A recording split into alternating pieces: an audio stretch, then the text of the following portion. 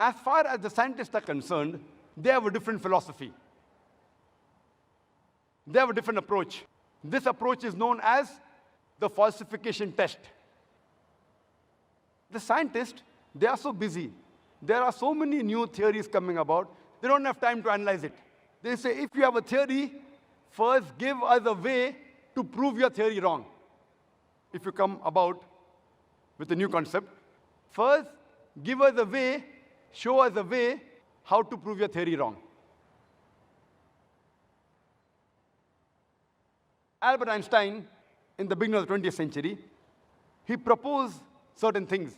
How does the universe work? Along with it, he gave 3 ways how to prove his theory wrong. The scientists, they examined for 6 years, and then they agreed it was right. Now, anyone who gives a falsification test, it deserves to be heard. It doesn't mean the person is great or the work is great. It may be right, may be wrong, but anyone who gives the falsification test, it deserves to be heard. There are innumerable falsification tests mentioned in the Quran. You want to prove the Quran wrong? It is very easy, you try it out. Very easy. There are some falsification tests which was meant only for that time, when the Quran was revealed.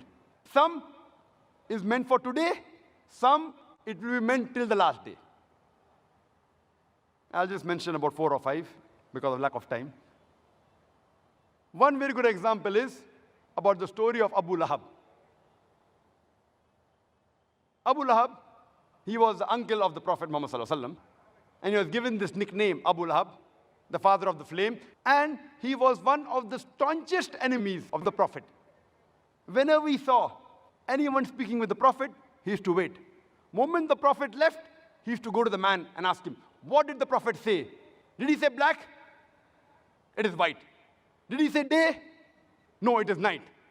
He used to speak the opposite. He was one of the staunchest enemies of the Prophet.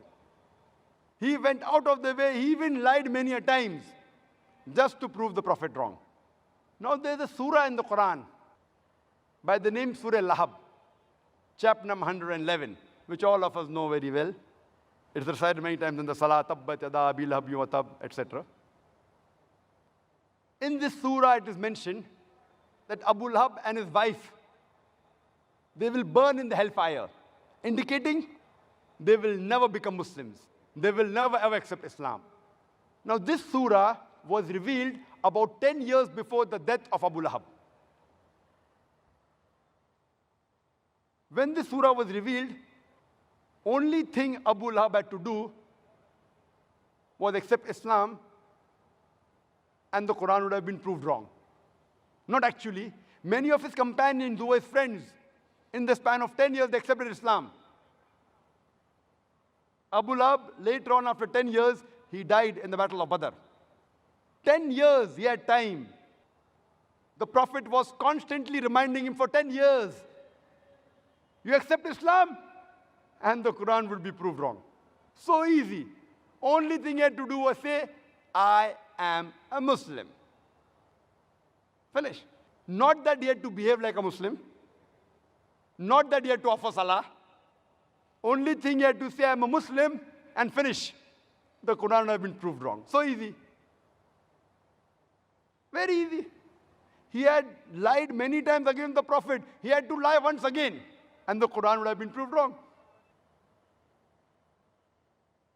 But he could not, because the author of the Quran is Almighty God. He knows that Abu Lahab will never accept Islam. Falsification test. 10 years.